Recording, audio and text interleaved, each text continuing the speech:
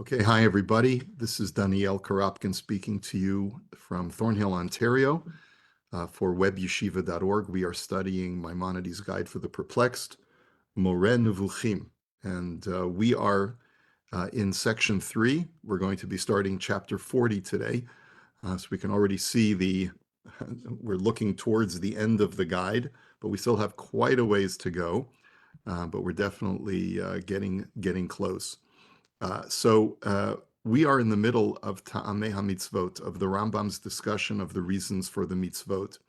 What we're going to be looking at today is that, as you recall, the Rambam had listed 14 categories of mitzvot.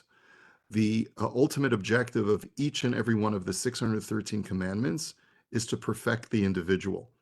And the Rambam says there are 14 different categories that God had in mind of how to perfect man and to allow him to perfect his intellect and to become ultimately close with God. We're up to category number 5. So I want to just share with you my screen to show you sort of the introduction to this chapter. As we say we try to say every week, we design a handout. It's mostly for me to help me make my presentation, but it's actually, I find, to be very helpful if you ever want to review the chapter. It goes through the main points and helps to clarify some points of ambiguity that are contained in the guide. So to get our bearings is this opening paragraph. In chapter 35, the Rambam had grouped 3 out of the 14 categories of mitzvot as being exclusively in the realm of Bein Adam Lechavero, meaning that there are 3 categories of commandments that are designed to help create a proper social interaction between man and his fellow man, while the other 11 categories are either wholly or partially Bein Adam Lamakom, between man and God. And as the Rambam points out, that even though we briefly looked at category number 3, those mitzvot that are meant to improve man's attitudes towards moral character, that was discussed very briefly in chapter 38. The Rambam writes, every commandment, whether it be positive or negative, whose purpose it is to bring about the acquisition of a certain moral quality or of an opinion or becoming perfect, is called by the sages a mitzvah ben Adam lamakom, between man and God, even though in reality it sometimes may affect relations between man and his fellow man.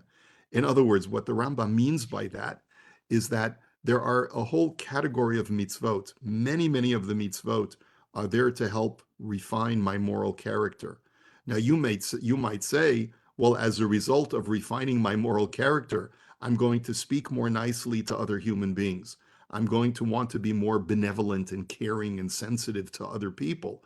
Yes, that's all true, but they are primarily to make me more like God, and therefore they are more categorized as Ben Adam Lamakom, between man and God, more than they are categorized as being between man and his fellow man, even though ultimately somewhere down the road, my refined personality and character is going to impact how I interact with others. But that's not the primary objective of the mitzvah, that's the byproduct of the mitzvah. But these 3 categories that we're discussing, categories 5, 6, and 7, that we're going to be covering over the next 3 chapters, chapters 40, 41, and 42, are directly addressing man's social interactions. Not that, well, through your refinement of character, you will be nicer to people, but no, the Torah gives me specific things that I'm supposed to do and not supposed to do in order to make sure that my society and the social order and my social interactions are all correct and are allowing me to live peacefully with my fellow human being. Now, recall also that for the Rambam, each and every mitzvah is designed to help man reach the ultimate goal of intellectual perfection.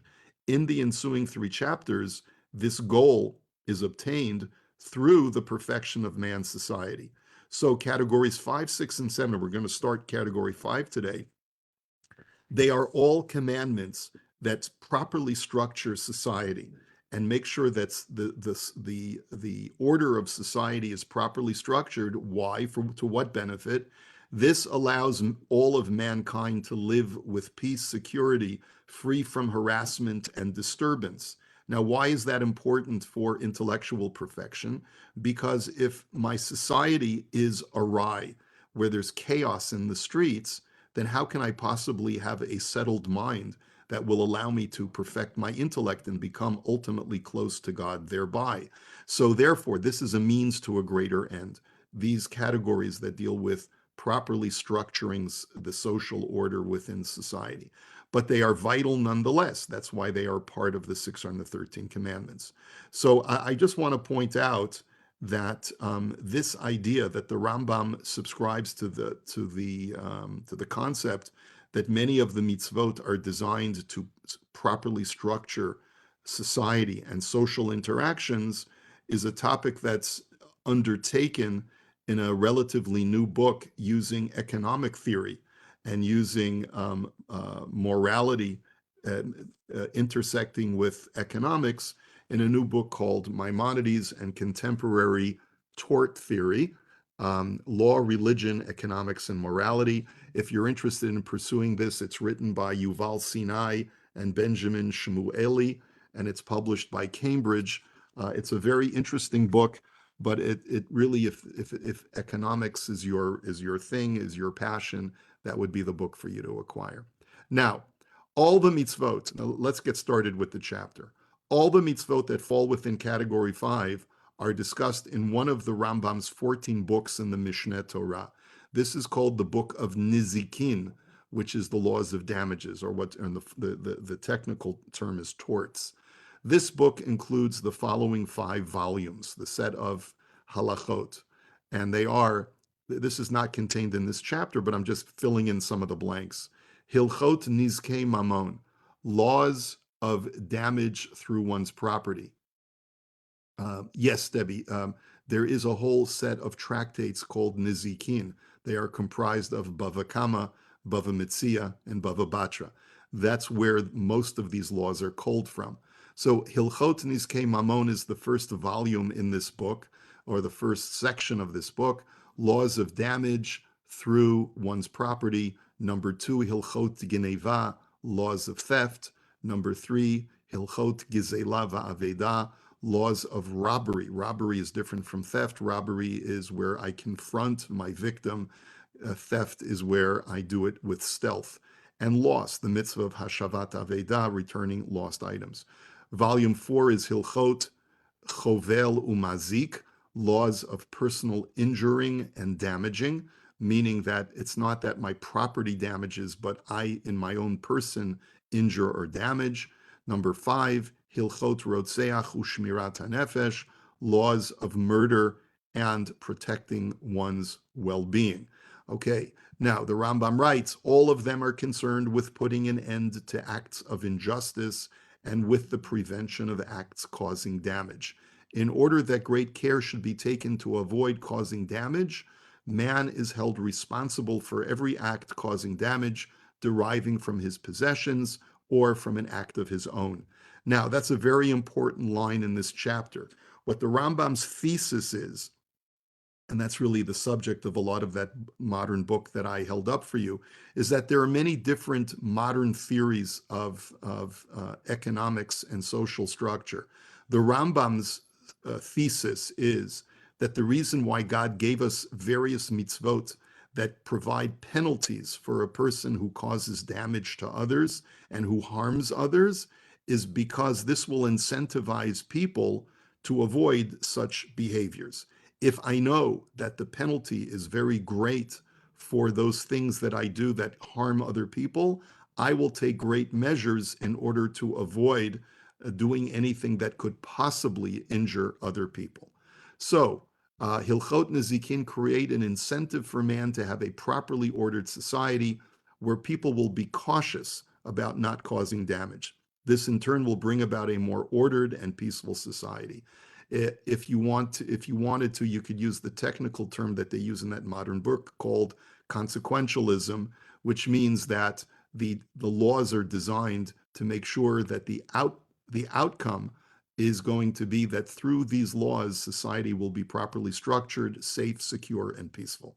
The Rambam first makes reference to, and the remainder of the chapter is going to give us various different examples of laws that are contained in Hilchot Nizikin, the laws of damages. He first makes reference to the what's called the Avot Nizikin from Tractate Bava Kama, the major categories of damage caused by one's animals or other possessions.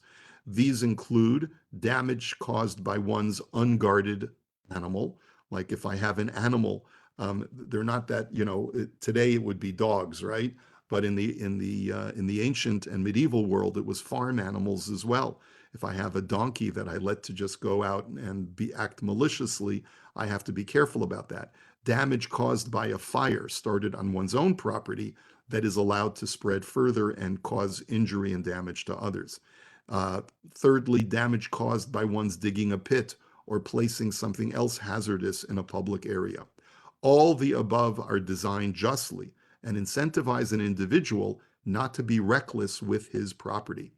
But because of the justness of the laws, there are limits to one's liability. A person is not automatically always liable. There are limitations to one's liability. So, for example, one is exempt from liability in a case where one's animal damaged through shein or regel in a public domain. Now, shein literally means, I'm sorry, it's a I botched the translation. The word shein means tooth, and the word regel means foot. So, what do those terms mean? These are contained in the Torah. If an animal injures by nibbling on something because it sees something delicious in the marketplace, or if an animal is walking along the road and accidentally steps on something, let's say someone else's pottery, and actually damages that person's pottery. So, food or pottery, things that are fragile and breakable that are contained in a public thoroughfare, if my animal eats or breaks something that's in a public domain, I, as the animal's owner, am not going to be liable for those kinds of damage. Why? Because normal behavior of animals, such as walking along the road or chewing on edibles, which, when placed in the public thoroughfare, are not the fault of the animal's owner if items are damaged through the natural behavior of the animal. There we say that it is the responsibility of the food owner or the pottery owner not to leave your food or your fragile utensils out in a public thoroughfare. Because it's a public thoroughfare, everyone has a right to bring their animals through that thoroughfare, and animals are going to do what typically animals do, which is to step on things and to, when they find food, to chew on those things. The Rambam therefore writes, Hezika birshut harabim, if an animal causes damage in a public thoroughfare, o bechatzar she'ena shel shnehem lo lamazik velo lenizak, or it causes damage in an area that belongs neither to the damager or the damagee, o bechatzer shehi shenehen, or a jointly owned courtyard, v'harehi miyuchedet lahaniach ba perot ulachnis la behema, and it is a place where people very typically bring produce and bring animals into that area, kigon habikah v'chayot such as a plain, like a field. Im b'shein v'regel hezika kedarka, hareze patur. If the animal injures or causes damage with its tooth or with its foot, meaning through eating or stepping, then the owner of that animal is exempt. Mipnei sheyesh la reshut lahalech bekan, because the animal is given free permission to enter into that domain. V'derech habehema lahalech kedarka, and it is the natural behavior of an animal to eat and to walk in its normal fashion. And animals break things when they step on things. They're not tiptoeing around stuff. However, v'im nagcha o nagfa o ravtza o ba'ata o nashcha, but however, there's an exception. If an animal behaves maliciously and acts out in behaviors that are not normally expected of a domesticated animal to behave, such as goring or pushing or deliberately crushing something under its weight and the like, or biting people that is not for food, that's a different level of damage. And therefore, the Rambam writes, and this is what is the next point in our outline, When an animal damages through what's called keren, literally meaning horn, meaning the animal gores or otherwise acts maliciously, in public places, people are not expected or even able to protect themselves from this kind of behavior, and therefore the owner is liable. That's not considered to be a normative behavior of an animal that you would bring out into the public thoroughfare. Distinction within this law is made between a tam, the animal who had never before displayed malicious behavior, and the muad, the animal who already has a record of goring.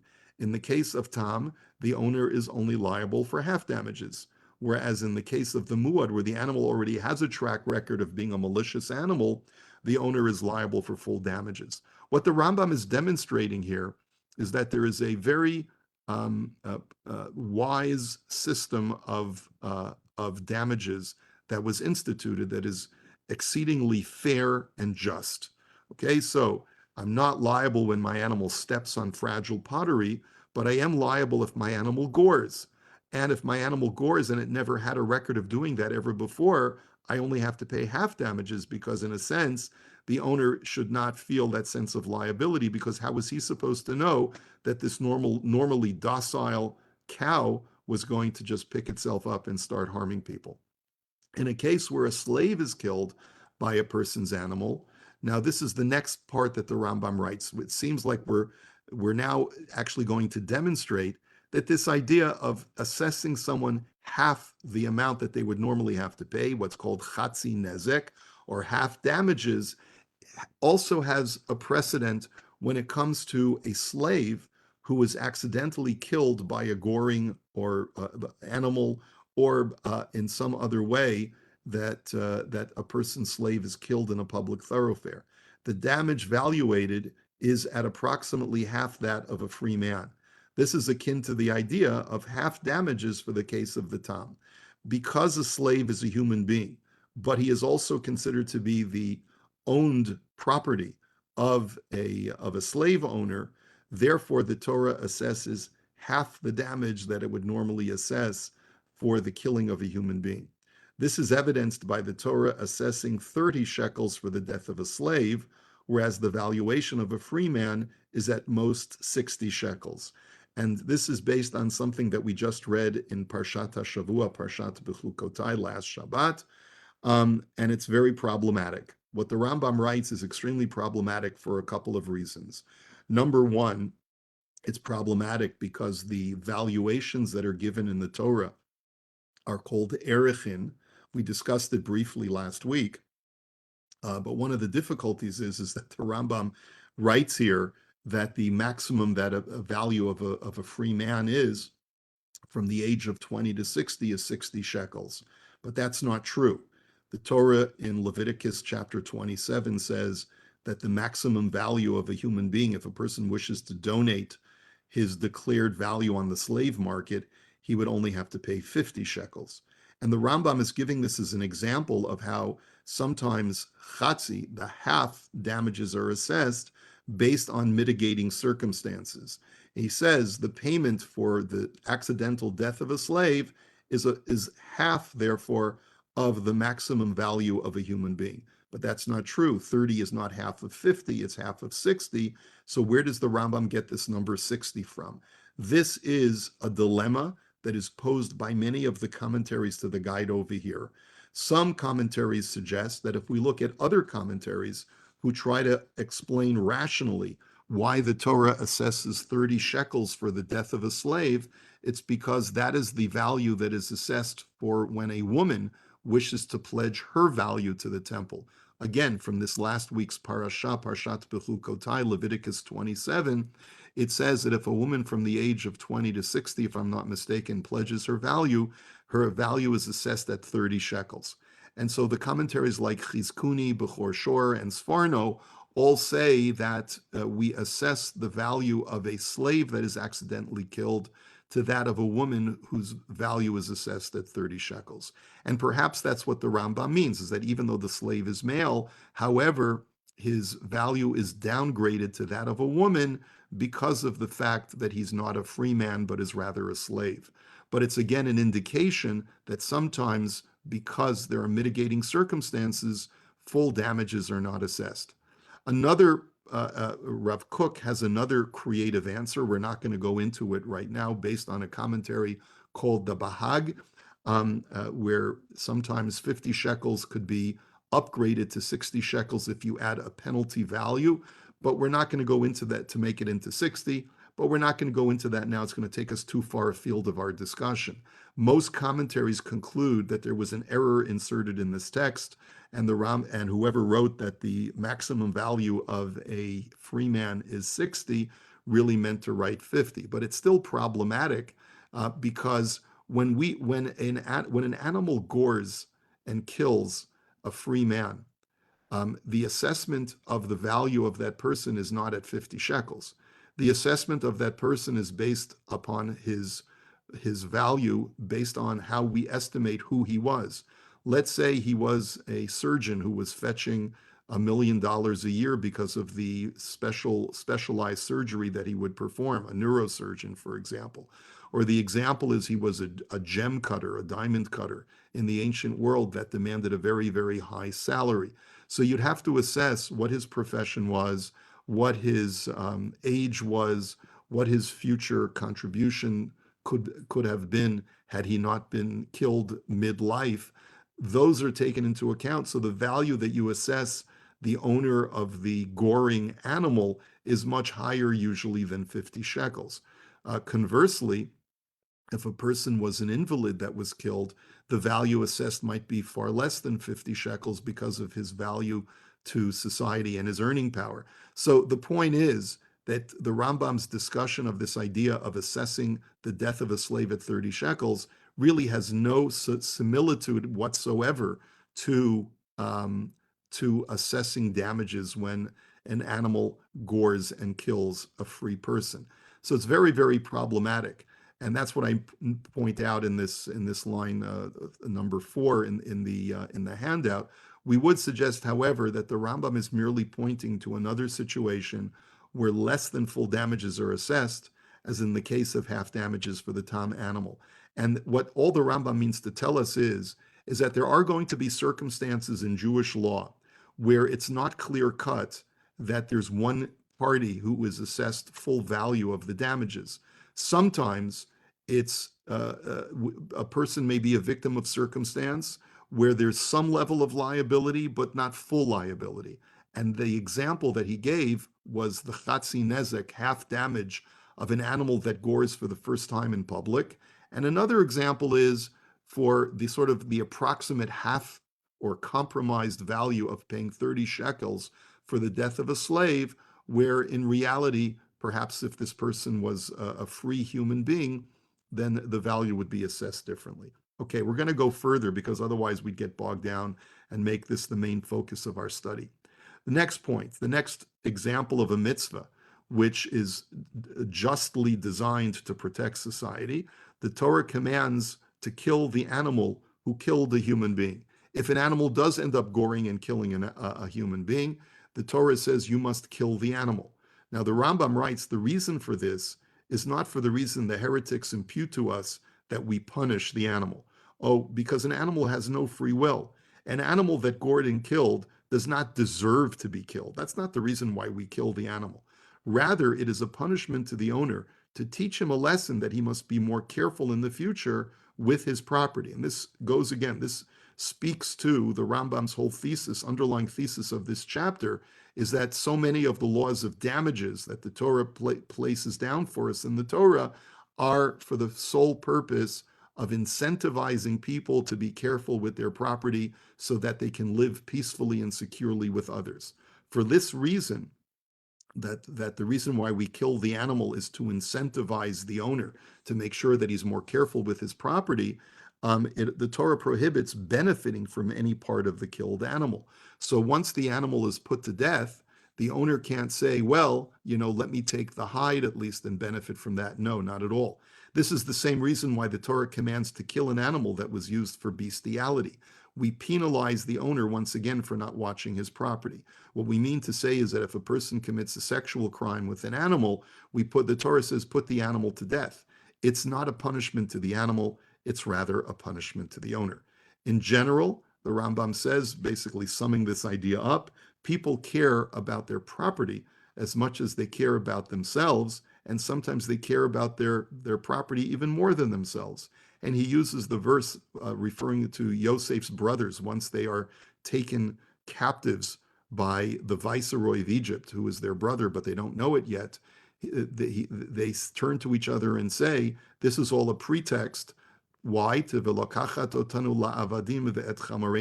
take us as slaves and to take our livestock. So you see, they put this in the same breath. From this verse, you see that people place a premium on their possessions as much as on their own liberty. Next, the Torah commands us another example of the Torah's justness in the laws of damages. The Torah commands to kill the rodef. Now, the term rodef is a pursuer. Anyone who is pursuing another individual to try to kill them for one of two reasons, either to kill them or to pursue them in order to rape them. And the Rambam writes this in Hilchot Rotseach, the laws of murdering.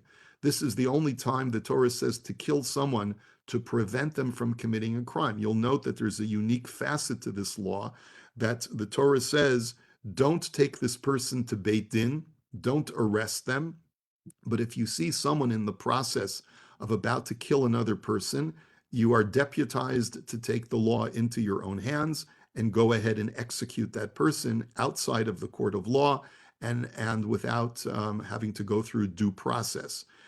Normally, we are only sanctioned to execute someone after they commit the crime.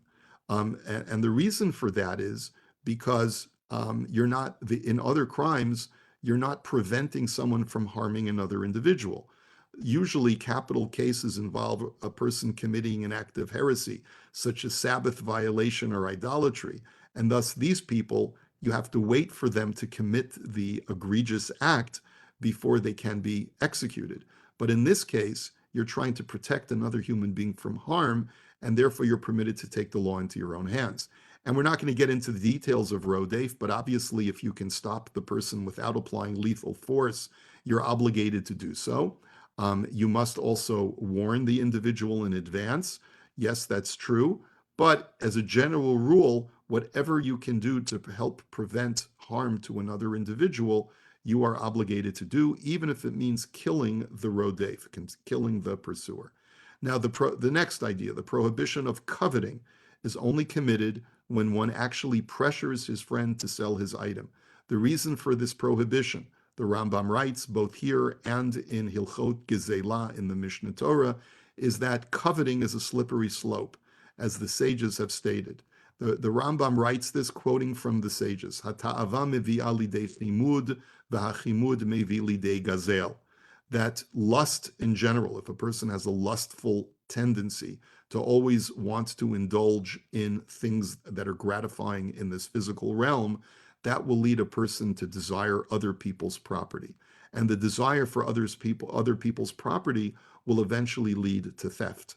She'im lo ratzu ha'be'alim limkor, because what eventually happens is that, let's say I see that someone has an amazing fire engine red Maserati, and he's my neighbor, and I want that car for myself. I offer the owner a fair price, but he doesn't want to sell. And I go ahead and I pressure that person, which the Torah prohibits. I ask my friends to speak to him, and they dray him a cup, as they say. They make him crazy. But if he ultimately refuses, what will this cause a person who is lustful to do? Yavoli de gazel. This person will eventually end up stealing it. And then what does stealing lead to? Stealing leads to eventually even worse crimes, such as murder. Because if the person resists my taking their item, I'll go ahead and maybe use lethal force in order to take their property, because I become so crazed with desire and a need for that item that I completely lose my moral compass. And the Rambam says an example from this is Achav, the wicked king, who saw a beautiful vineyard adjacent to his kingdom property, but it belonged to a man named Navot, and Navot refused to sell, so Achav just had him killed. So this is really that it's a slippery slope, that's the reason why the Torah prohibits these kinds of coveting, and that's included in Hilchot Nezikin. Another mitzvah that's included in Hilchot Nezikin is the mitzvah of Hashavat Aveda, returning lost items. And this doesn't really technically fall under the laws of torts per se, because no damage has been done, but it has the same thematic idea. Number one, the Rambam says it engenders excellent moral virtue and proper interpersonal relations, because ultimately, by returning someone's lost items, I will generate goodwill within society. But more importantly, it provides for reciprocity of restoring people's property, ensuring a secure and happy society.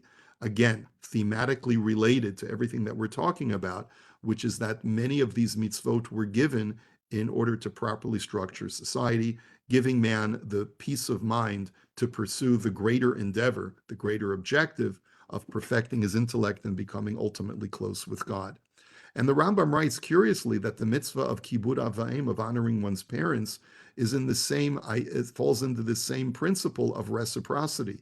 If you do not honor your parents, your children will not honor you, and so forth. The Rambam says there are many mitzvot like this, where the Torah tells me, act kindly to another so that others will act in kind to you, will be reciprocal in their behavior to you, and that will prove to improve the entire fabric of society. Another mitzvah that's an example is the unintentional killer, a person who kills bishogeg. And we know that there's something called the Ir Miklat, the city of refuge, that a person has to be exiled if he's the unintentional killer. And how long must he remain in exile? Until the death of the Kohen Gadol, until the death of the high priest. This is mentioned a few times in the Torah, but most notably and most expandedly in the book of Bamidbar, Numbers chapter 35. Now, it's a very strange thing. The Torah says that the unintentional killer has to be exiled and go to a city of refuge to be protected from what's called the Goel Hadam, the blood avenger, a person who's a relative of the person who was killed, who will be very tempted to take vengeance on a person who killed, even though it was unintentional. So the Torah gives sanctuary, gives protection to the person who's the unintentional killer, but it says you have to stay in exile if you seek our protection until the death of the Kohen Gadol. Once the Kohen Gadol passes away, you can go back home if you feel it's safe. Now, the reason for this mitzvah is to allow the blood avenger to cool off and to allow his anger and his passion to take vengeance to abate. Now, the reason he must wait until the death of the high priest is because this death in itself will help to calm the blood avenger. As the Rambam writes, for it is human nature that one who has been stricken by misfortune finds consolation in the fact that someone else has been stricken by a similar misfortune of one that is greater. Or I should have written, or by one that is greater. In other words, we have this principle in Judaism, tsa'ar de rabim nechamahi, that when a person recognizes that other people are suffering in the same way that he is, it's a bit of a consolation, and it'll allow him to lose some of his emotional turmoil that is going on in his life. And so therefore, if we have, like, for example, even today, there are support groups for people who have experienced death in their family, right? So these support groups provide consolation and give sort of help frame a context that you are not alone. And so when the Kohen Gadol dies, and he is no death of an individual is more tragic to the community than that of the high priest. So when a person realizes that I'm not the only person who has suffered a tremendous loss, this will allow his passions to cool off, and we assume that he will no longer want to seek vengeance against the unintentional killer. And that's the reason the Rambam says, quite rational. That's the reason why the person who killed unintentionally has to wait for the high priest to die. Now, this is in contradistinction to what our sages tell us. Our sages tell us something quite different. They say that the high priest, in a sense, is the atoner of the sins of the people, just almost like what happens on Yom Kippur, right? That he represents the atonement of the Jewish people. So his death atones for the accidental killing that was committed. However, that's not the way the Rambam looks at it. He looks at it from a psychological perspective, that this will actually help the blood avenger be emotionally calmed, and therefore the person will now be safe to go home. And the last mitzvah that the Rambam includes in this chapter is the mitzvah of Eglah Arufa. And there's an entire ceremony that is detailed at the end of Parshat Shoftim in Deuteronomy chapter 21 that talks about what the protocol is when you find a dead body, that clearly there's foul play, a murder has been committed, and you want to be able to investigate the murder to hopefully find the murderer. The Torah says that there's not only an inquest into what happened, but that the elders of the city, and sometimes a person's body may be found in between two cities. So what they have to do is they have to measure the distance between which city is closer to the corpse, and that will determine which elders of which city have to take action. The city which is closer to the corpse, the elders go to a place called Nachal Eitan, a field that has never been plowed, never been worked, and may never be plowed ever again. They take a calf, they say a confessional over the calf and saying, Yadenu lo shafchu et adam hazeh. We did not spill this person's blood. We ask, therefore, you God, that through this ceremony you bring atonement to whatever thing that we need to repent or atone for, because obviously the fact that someone died in our midst is a sign that there is something awry within our society, and we ask therefore for God for you to forgive us. It's almost like a sacrificial order. They then break the calf's neck, and that's almost like a sacrifice to represent their remorse, their penitence, and request for God's forgiveness. And so the Rambam writes that there's clearly a rational explanation for everything that goes on. This is a mitzvah that is not just seeking God's forgiveness, but is rather a way of bringing justice to society. The elders of the city closest to where the body was found must take responsibility, especially because quite often the murderer was from their own city. So therefore, this is a part of the inquest, of the investigation, to try and root out the killer. Their performance of the ritual is a declaration of innocence in that we did not neglect the public welfare. We were not negligent about road repair and security, and we do not know who killed him. Furthermore, by the elders making a public declaration, measuring the distance from the corpse and performing the ritual, news will travel of the murder, which may allow for discovery of the perpetrator. A witness may come forward, or a person who is familiar with a local who is particularly violent. In other words, we're making a big show of this death. Why? Not only to atone in the sense of a religious ceremony, but also when you publicly declare something and you do this kind of display of, oh, all of the leaders, the elders of the city are going to go out with a delegation out to a field and make a public declaration. Now everyone's going to start talking about it. Did you hear what happened? They found a body. What do you mean they found a body? What did it look like? Oh, and they think that maybe the murderer came from our town because the body was found near our town. Well, do you know anyone who could have done that? Well, I know that Yankel knew this guy, and I saw them arguing in the tavern the other day. All right. So, in other words, this is what's going to happen in order to be able to identify the killer. The law is such that if even one person knows the identity of the murderer, we are not permitted to break the calf's neck. This will cause a witness to come forward so as to prevent a sin from being committed by the elders of breaking the calf's neck when someone knows the identity. So again, the law is structured in such a way to incentivize people coming forward and identifying the killer. Through discovery of the murderer's identity, society benefits. Even if we can't execute the perpetrator on the technicality of lacking sufficient testimony or evidence, nonetheless, a ruler who deems him guilty based on circumstantial evidence may nonetheless have him executed. What the Rambam is making reference to here is something that he details in Hilchot Melachim chapter 3, and that is a Beit Din, a court of law, may not convict a criminal on circumstantial evidence.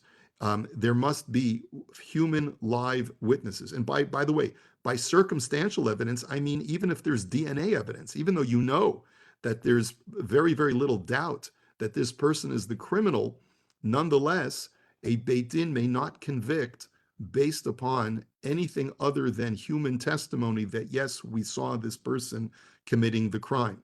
However, the Rambam writes in the Laws of Kings that a ruler may circumvent that law. And if he deems it appropriate for the benefit of society to arrest a person who is suspected of a crime, even if there is insufficient testimony to have him executed in a Beit Din, the king at his discretion may have a criminal executed, even if he's only convicted on circumstantial evidence. And the reason for that is very consistent with the Rambam's whole worldview in this chapter, is that we want to protect society from criminals. If the ruler doesn't have him executed, then perhaps the blood avenger will figure out how to attack him and snare him by surprise. We thus see that the benefit of the entire Egla Arufa ritual is to expose the murderer. And the Rambam concludes the chapter by saying that another indication of this is the fact that the land upon which the calf has its neck broken may never be sown ever again. It can never be used as farmland. This incentivizes the landowner to seek out the identity of the murderer in order to avoid having to do this ritual, thus saving his property from prohibition and not being able to ever use it again. And so, friends, this is a brief synopsis of the entire chapter. As I mentioned, there's a lot more that we could delve into if we wanted to spend more time on this chapter, particularly that really sticky area where the Rambam talks about chatzi nezek. Very, very unclear exactly what he means. But I'm going to stop my share, and if there's anyone who has a question or a comment, maybe you could just put it up in the chat, simply because I sometimes have problems with uh, with um, with my volume. So yeah, okay. Anyway, let me wish you a good week, and we will continue Bezrat Hashem with chapter 41, continuing this triplet of chapters 40 to 42, dealing with making sure that society is properly structured. And we'll continue this discussion, God willing, next week. Hope to see you then. Have a good week, everybody. Take care. Thank you very much.